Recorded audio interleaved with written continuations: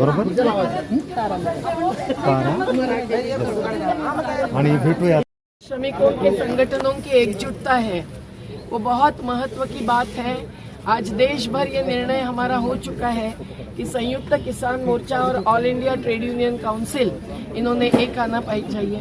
पर जो बड़े ट्रेड यूनियंस हैं उसके अलावा जो छोटे छोटे श्रमिक संगठन हैं जो असुरक्षित श्रमिकों के साथ काम करते हैं, सफाई मजदूर हो या घरेलू नौकरानियां हो, ये सभी ने एकजुट करके किसानों के लिए सही न्यूनतम समर्थन मूल्य स्वामीनाथन आयोग के आधार पर मांगना, हर 5 किलोमीटर पर मंडी होना और फसल बीमा जैसे योजनाओं में नहीं फंसाना और केवल 6,000 रुपए साल का देकर हमने बहुत दिया किसानों को, ये नहीं दिखाना, सही दाम देना ये जरूरी है। और मजदूरों को भी सही मजदूरी चाहिए, पेंशन चाहिए सभी को, कम से कम 5,000 पेंशन तो मिलनी चाहिए। जब 50,000 मिलती है, यहाँ भी कुछ है 43,000 रुपया इनको पेंशन मिल रही है, इनको 25-30 हजार रुपया मिल रही है, तो सभी को, बुद्धिजीवियों को भी श्रमजीवियों के बारे में सोचना चाहिए और लड़ना चाहिए।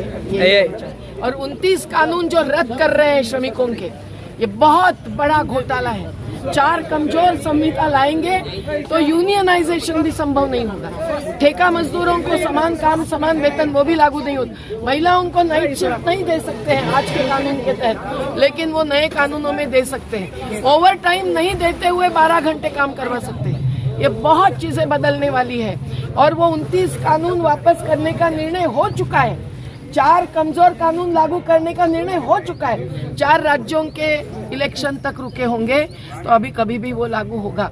तो इसीलिए सबने मिलकर लड़ना जरूरी है। अभी तो जो लड़ेंगे, मैडम जी, शेतकरी पे जो कर्जा माफ को लेके आपको इस बारे में क्या बोलना चाहिए? शेतकरी कर्जा माफी का पूरा कानून का मसौदा और सही दाम का हर उपज के स्वामीनाथन आयोग के आधार पर मसौदा हमने 2018 में ही राज्यसभा लोकसभा में पेश किया, लेकिन उस पर एक भी कभी सत्र नहीं हुआ संसद का और कोई निर्णय नहीं हुआ। तो कमी क्या कहाँ रही? फिर से पेश करना पड़ेगा। कमी कहाँ पे रही? जब पेश नहीं हुआ तो कमी कहाँ पर रही? कमी क्या, संवाद नहीं करती है सरकार और संवेदना भी नहीं दिखाती है। जब तक कि शासन संवेदनाशील और संवादशील नहीं होता है, तब तक संगठनों को भी बहुत ज्यादा लड़ना पड़ता है। और किसानों के लिए पैसा नहीं है कहते हैं, जबकि लाखों करोड़ रुपया अंबानी अडानी जैसे बड़े बड़े लोगों का भी माफ होता है कर्जा, और ये बोलते हैं हमारे पास पैसा नहीं। तो 1% सबसे धनिक लोगों पर 2% वेल्थ टैक्स लगाएंगे, संपत्ति कर, तो भी हर साल 10 लाख करोड़ रुपया सरकारी खजाने में आएगा। हमको टैक्स प्रणाली बदलने के लिए भी और ये गैर बराबरी मिटाने के लिए, टंटिया मामा भील तो नहीं है कोई कि लुटाएगा खजाना और बांट देगा। तो हम लोगों को कानूनी और मैदानी लड़ाई लड़नी चाहिए।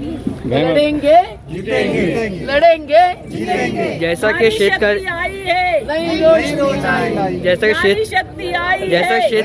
शेतकरी हिंदुस्तान की रीढ़ की हड्डी मानी जाती है, रीढ़ की हड्डी शेतकरी, तो फिर इनके साथ नाइंसाफी क्यों हो रही है? आत्महत्या हो रही है जो भी है। क्योंकि जो मुट्ठी भर है वो किसानों को भी लूटना चाहते हैं और ज्यादा लोगों को गुलाम बना के रखना और खुद कमाई करना, ये गैर बराबरी रहती है। ये तो सालों से, वर्षों से, दशकों से चलती आई है। अभी वैश्वीकरण और कंपनीकरण और निजीकरण, ये इसका बहुत बड़ा मुख्य कारण है। अभी महाविकास और महायुति सरकार शायद 1-2 दिन में या 4-5 दिन में बन जाएंगी, तो आपको क्या अपेक्षा है उनसे? हमारी सबसे अपेक्षा एक ही है, किसान मजदूरों को स्थान सम्मान चाहिए, गैर बराबरी दूर होनी चाहिए, संविधान के समता न्याय पर चलना चाहिए, धर्मनिरपेक्ष राजनीति होनी चाहिए, अस्तित्व के मुद्दों को नकार कर अस्मिता के मुद्दों को उछालना और उसके आधार पर नफरत या विभाजन करना, ये तो हमको कभी मंजूर नहीं हो सकता है। जैसा एकजुटता से लड़ना चाहिए। जैसा कि आपके बैनर पे हिंदू, मुस्लिम, सिख, बुद्ध, ईसाई हम सब है आपस में बहन भाई, तो फिर ये कहीं आपको ऐसा लगता है कि जात पात की कहीं ना कहीं जो है तो राजनीति चल रही है? बिल्कुल है।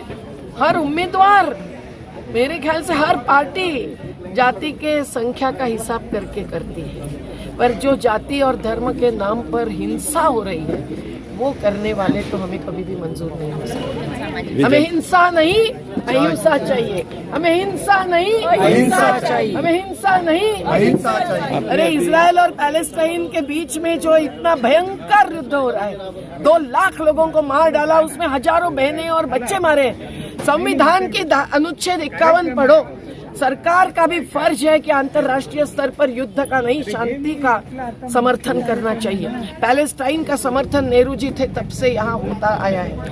आज इजराइल को मदद कर रही है सरकार। वाजपेयी जी ने भी तो जो समर्थन किया था उनके हयात में, बिल्कुल, वाजपेयी जी ने समर्थन किसका किया था? फ़लस्तीन का। बिल्कुल, तो वाजपेयी जी भी गुजरात के दंगों पर भी बोले थे कि राजनीति सही राज और नीति पर चलनी चाहिए, राजधर्म का पालन होना चाहिए।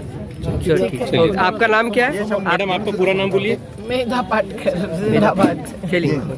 जिंदाबाद, जिंदाबाद, जिंदाबाद। कौन बनाता हिंदुस्तान? भारत के मजदूर किसान। कौन बनाता हिंदुस्तान? भारत के मजदूर किसान। कौन खिलाता हिंदुस्तान? भारत के मजदूर किसान। कौन खिलाता हिंदुस्तान? भारत के मजदूर किसान। रामधारी सिंह दिनकरांची कविता आहे, ती संपूर्ण मी म्हणत नाही, पण 2 लाईनी खूप आहे. मैं मजदूर, मैं मजदूर, मैं मजदूर, मुझे देवों की बस्ती से क्या, अगणित बार धरा पर मैंने स्वर्ग बनाए. मैं मजदूर, मी तुम्हाला एक कॅसेट पाठवते, त्याच्यात एक शेतकऱ्यांवरती